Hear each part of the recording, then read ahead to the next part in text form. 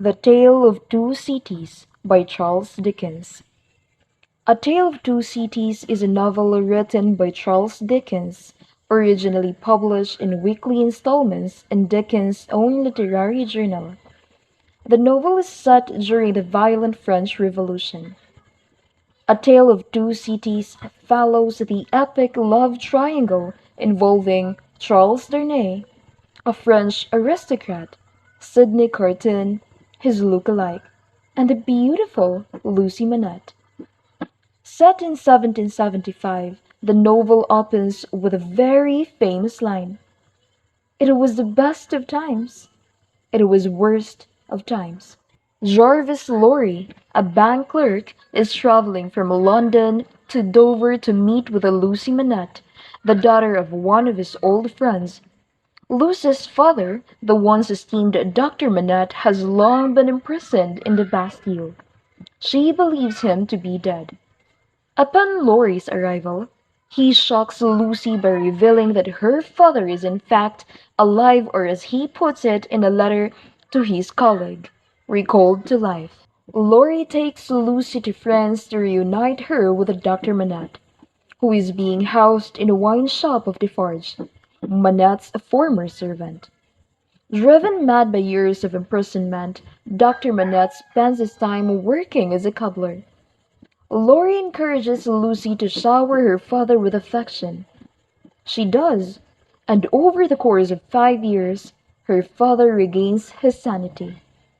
The story then jumps ahead to 1780 London, where Charles Darnay is being tried for providing English secrets to the French and the Americans during American Revolution. Darnay's lawyer, Mr. Stryver, has a disgraced colleague from whom he seeks advice. This alcoholic colleague, Sidney Carton, happens to look remarkably similar to the accused man, Darnay. When Sidney Carton appears in the courtroom, everything is thrown into chaos.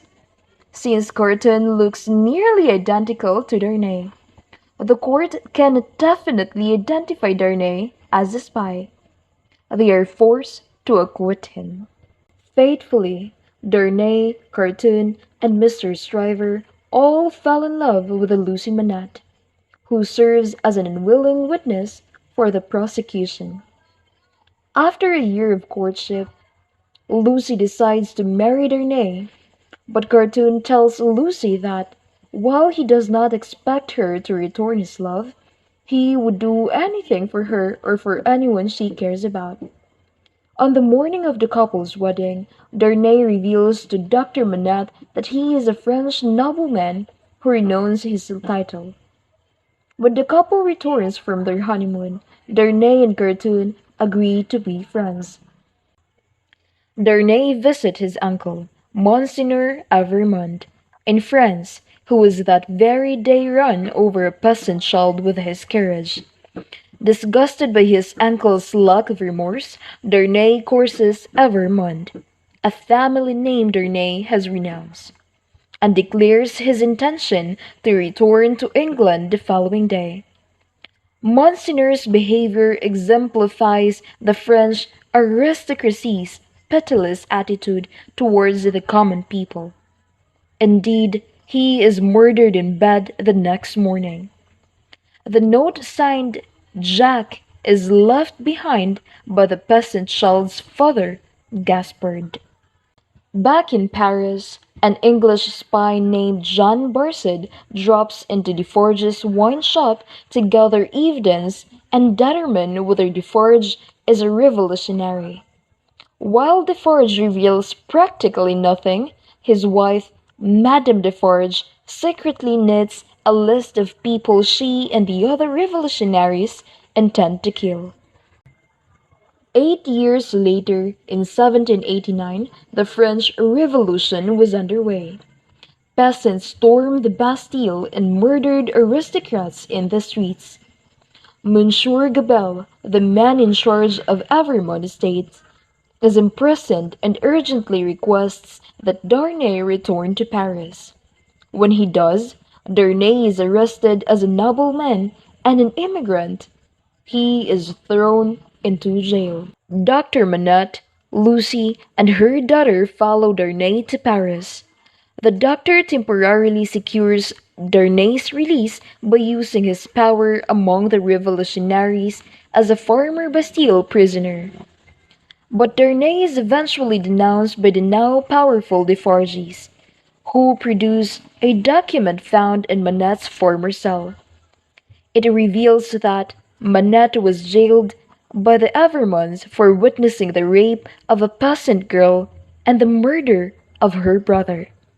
As a result, Darnay is sentenced to death. Cartoon, however, is determined to help Lucy. Arriving in Paris, Cartoon overhears Defarge's plan to kill Lucy and her child, and realizes that Madame Defarge is the surviving sister of Everyman's victim.